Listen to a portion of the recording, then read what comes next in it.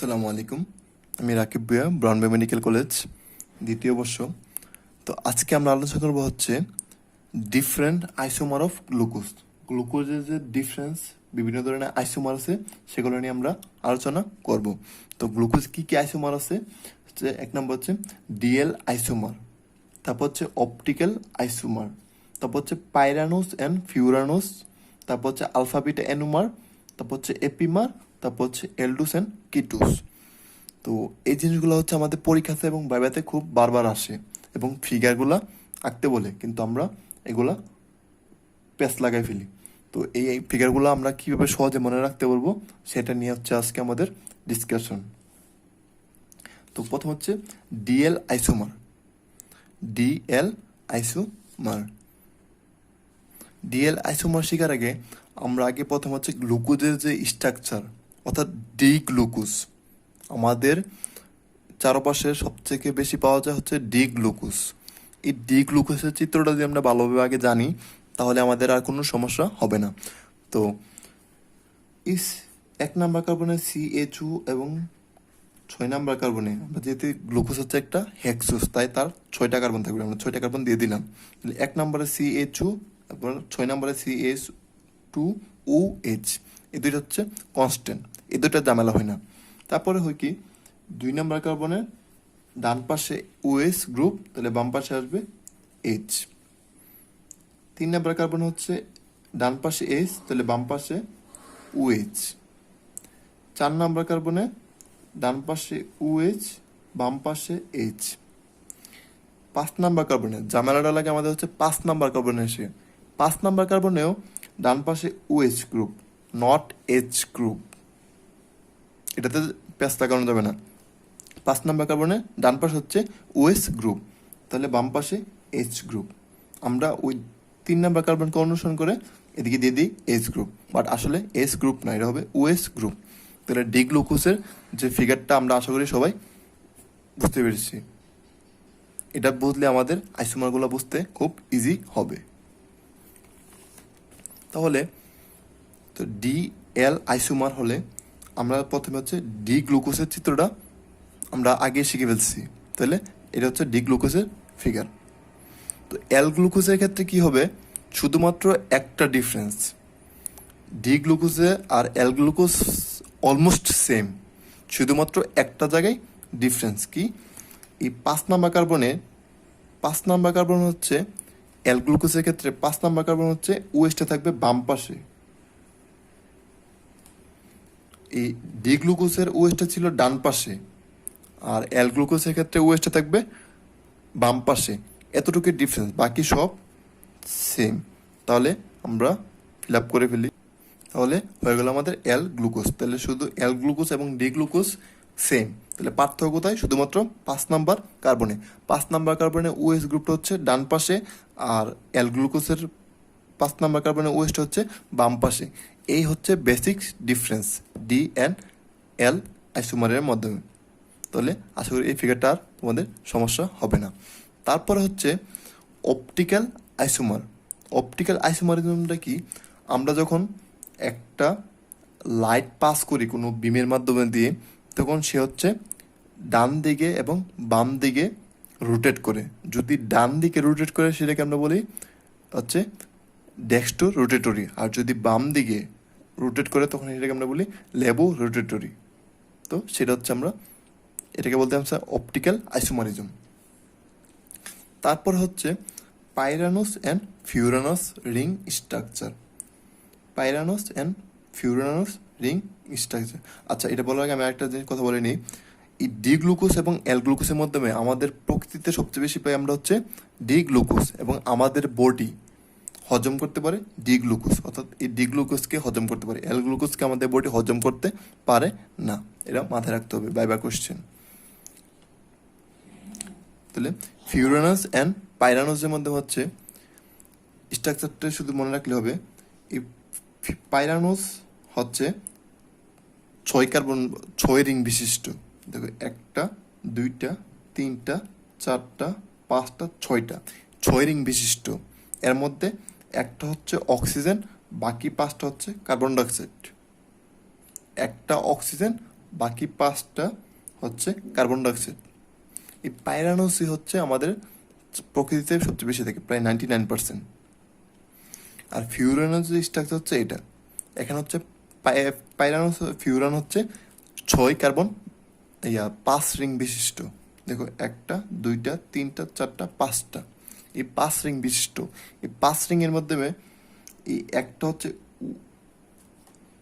উ, আর বাকি 4টা হচ্ছে কার্বন গ্রুপ। এই হচ্ছে পাইরানোস এবং ফিউরানোসের মাধ্যমে যে আইসোমার, এদের আণবিক গঠন সেম বা molecular weight same, but structural difference, তাই তারা হচ্ছে একে অপরের আইসোমার। তারপর যেটা আসে সেটা হচ্ছে alpha beta anomer. Alpha beta anomer, এই আলফা বিটা এনুমারেরও সেম স্ট্রাকচার, সেম। যেমন 6 নম্বর কার্বনে, 5 নম্বর কার্বনে, 4 নম্বর, 3 নম্বরে সেম। ডিফারেন্স হচ্ছে এক জায়গায়, কোথায় হচ্ছে এখানে। এটা হচ্ছে যদি ওএস গ্রুপটা নিচে থাকে তাহলে সেটা হচ্ছে আলফা এনুমার। ওএস গ্রুপটা যদি নিচে থাকে সেটাকে আমরা বলবো আলফা এনুমার। আর যদি ওএস গ্রুপটা উপরে থাকে তখন সেটাকে আমরা বলবো বিটা এনুমার। তাহলে আলফা এনুমার এবং বিটা এনুমার সেম স্ট্রাকচার, সেম, শুধুমাত্র ডিফারেন্স কত, যে 1 নম্বর কার্বনে কি ওএইচ গ্রুপটা যদি নিচে থাকে সেটাকে আমরা বলছি আলফা এনুমার, আর ওএইচ গ্রুপটা যদি উপরে থাকে সেটাকে আমরা বলবো বিটা এনুমার।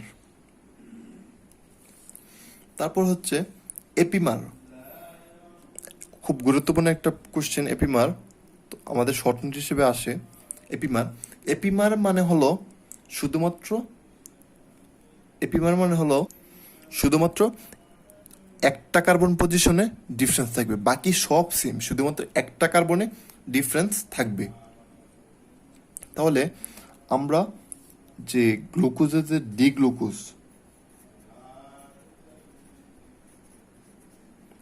ডিগ্লুকোজের স্ট্রাকচারটা আমরা জানি। তো ডিগ্লুকোজের একটা এপিমার হচ্ছে ডি মেনুস।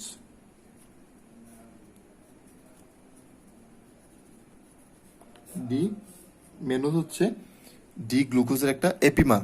যেহেতু এপিমার বলছি তাহলে শুধুমাত্র একটা কার্বনে ডিফারেন্স থাকবে, বাকি সব সেম, শুধুমাত্র একটা কার্বনে ডিফারেন্স থাকবে। কয় নাম্বার? 2 নাম্বার কার্বনে ডিফারেন্স থাকবে। তাহলে 2 নাম্বার কার্বনে ডি গ্লুকোজের ওএসটা আছে ডান পাশে, তাহলে এখানে হবে ওএসটা হবে বাম পাশে, বাকি সব সেম। আমি আগে বলিনি, এপিমার মানে হচ্ছে শুধুমাত্র একটা কার্বনে ডিফারেন্স থাকবে, বাকি সব সেম। তাহলে যেহেতু ওএসটা ডি গ্লুকোজের ওএসটা 2 নাম্বার কার্বনে আছে ডান পাশে, তাহলে এটা হয়ে যাবে বাম পাশে, বাকি সব সেম। তাহলে আমরা সবগুলো ফিল আপ করে নিই। তাহলে ডি গ্লুকোজ এবং ডি মেনুস হলো পরস্পরের এপিমার। কয় নাম্বার কার্বন ডিফারেন্স তাদের? 2 নাম্বার কার্বনে। তারপরে ডি গ্লুকোজের সাথে ডি গ্যালাক্টোজের একটা এপিমার আছে। যেহেতু এপিমার বলছে তাহলে শুধুমাত্র একটা কার্বনে ডিফারেন্স থাকবে। কয় নাম্বার? হচ্ছে 4 নাম্বার কার্বনে ডিফারেন্স থাকবে, 4 নাম্বার কার্বনে। তাহলে 4 নাম্বার কার্বনে ওএসটা কোন পাশে? ডান পাশে। তাহলে ডি গ্যালাক্টোজের 4 নাম্বার কার্বনে ওএসটা থাকবে বাম পাশে। তাহলে 4 নাম্বার কার্বনে ওএসটা থাকবে, ডি গ্লুকোজে থাকবে ডান পাশে, আর ডি গ্যালাক্টোজের ওএসটা থাকবে বাম পাশে, বাকি সব সেম। তাহলে আমরা বাকি সবগুলো ফিল আপ। তাহলে ডি গ্লুকোজ এবং ডি গ্যালাক্টোজের এপিমার কয় নাম্বার কার্বনে? 4 নাম্বার কার্বনে। তাহলে আশা করি এটার কারো ঝামেলা হবে না। তবে একটা কথা বলে নেই, দেখো ডি গ্লুকোজের সাথে ডি মেনুজের 2 নাম্বার কার্বনে এপিমার, এবং ডি গ্লুকোজের সাথে ডি গ্যালাক্টোজের 4 নাম্বার কার্বনে এপিমার, বাট মেনুজের সাথে গ্যালাক্টোজের কোনো এপিমার বন্ড নাই। অর্থাৎ আমরা বলতে পারি যে দেখো D menus, D glucose, D galactose পরস্পরের আইসোমার, বাট এই ডি মেনুজ এবং ডি গ্যালাক্টোজ পরস্পরের এপিমার না। তাহলে আমরা বলতে পারি যে সকল এপিমার আইসোমার, বাট সকল আইসোমার এপিমার নয়। এ কথাটা আমরা বলতে পারি এই চিত্র থেকে। তো আশা করি সবাই বুঝতে পেরেছো। তারপর যে লাস্ট যেটা সেটা হচ্ছে এলডোস অ্যান্ড কিটোস। এলডোস অ্যান্ড কিটোস, তাহলে আমরা জানি গ্লুকোজ হচ্ছে এলডোস, তাহলে তার একটা এলডিহাইড গ্রুপ আছে, তাহলে ডি গ্লুকোজ হলো একটা এলডোস গ্রুপ। তার আমরা ফিগারটা আগে শিখে ফেলছি, ভিডিওর প্রথমে আমরা এই ফিগারটা শিখেছি। তারপর হচ্ছে তাহলে কিটোস, যেহেতু তাহলে একটা কিটোন গ্রুপ থাকবে, তাহলে ডি ফ্রুক্টোজ হচ্ছে একটা কিটোস। এই ডি গ্লুকোজের কিটোন আইসোমার হলো ডি ফ্রুক্টোজ, তাহলে যেহেতু কিটোন গ্রুপ তাহলে আমরা একটা কিটোন গ্রুপ দিব। কিন্তু আমরা জানি যে আইসোমারের same structure, same molecular weight but different structure, অর্থাৎ স্ট্রাকচার ডিফারেন্ট হতে পারে বাট সেম মলিকুলার ওয়েট থাকতে হবে। তাহলে এই যে আমাদের যে দুইটা হাইড্রোজেন, এই যে দুইটা হাইড্রোজেন, সে দুইটা কোথায় যাবে? দুইটা হচ্ছে একটা যাবে এই হাইড্রোজেনের সাথে, একটা হবে এখানে। তাহলে দুইটা হাইড্রোজেন আমরা এখানে বসে দিলাম, তাহলে কি হলো? দেখো সেম মলিকুলার ওয়েট, অর্থাৎ মলিকুলার ওয়েট কমে নাই কিন্তু স্ট্রাকচার চেঞ্জ। যেহেতু এটাতে এলডিহাইড গ্রুপ তাই এটা হচ্ছে এলডোস মানে ডি গ্লুকোজ, যেহেতু এটাতে কিটোন গ্রুপ তাই এটা হচ্ছে কিটোস, তাহলে ডি ফ্রুক্টোস, তাহলে এটার নাম হয়ে যায় ডি ফ্রুক্টোস। তো এ হচ্ছে আমাদের যে গ্লুকোজের যে ডিফারেন্স আইসোমারগুলো তাদের স্ট্রাকচার এবং এক্সাম্পল। তো আশা করি সবাই খুব সহজে বুঝতে পারবা। তো তোমরা তোমাদের মতামত কমেন্টে জানাবা। সবাইকে অনেক ধন্যবাদ আমার ভিডিওটি দেখার জন্য। সবাইকে আসসালামু আলাইকুম।